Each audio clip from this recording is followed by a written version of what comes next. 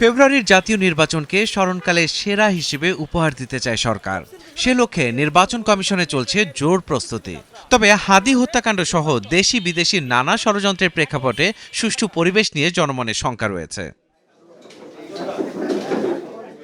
তবে সেই শঙ্কা উড়িয়ে দিয়েছেন তথ্য উপদেষ্টা সৈয়দা রিজওয়ানা হাসান। রোববার সেক্রেটারিয়েট রিপোর্টার্স ফোরাম আয়োজিত মতবিনিময় সভায় তিনি বলেন, নির্ধারিত সময়ে অনুষ্ঠিত হবে সংসদ নির্বাচন, পরিবেশ নিয়েও সন্তুষ্ট তিনি।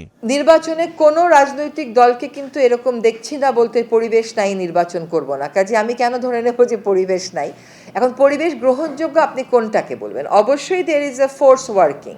একটা ফোর্স তো কাজই করছে যে একটা ভয়ভীতি দেখিয়ে মানুষকে নির্বাচন থেকে দূরে সরিয়ে রাখা যায় কিনা সেটা করার জন্য। সেটা তো আমরা কোনোভাবেই সফল হতে দিতে পারি না। যে এখনো পর্যন্ত পরিবেশ আমার কাছে গ্রহণযোগ্য বিবেচিত হচ্ছে, যে কাজগুলো করার কথা সেই কাজগুলো আমরা করে যাচ্ছি।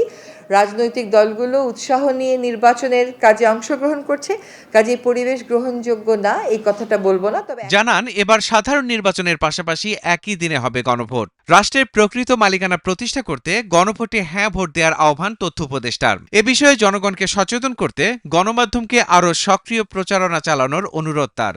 মানুষকে আসলে উদ্বুদ্ধ করতে হবে। মানে মানুষ খুবই চায় ভোট দিতে, কিন্তু তারপরে ভোট যাতে দিতে না পারে একটা ভয়ভীতি দেখানোর টেন্ডেন্সি আছে। এটাকে আমাদের ওভারকাম করতে হবে। তো একসাথে as a nation will have to overcome ইট।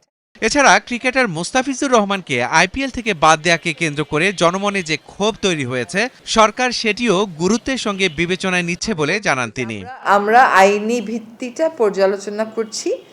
এটা কোন মাধ্যমে কিভাবে সিদ্ধান্ত গ্রহণ করতে হবে, এটা সেই বিষয়টা দেখে আমরা আমাদের সিদ্ধান্তটা জানাবো। মাহাদি হাসান, স্টার নিউজ, ঢাকা।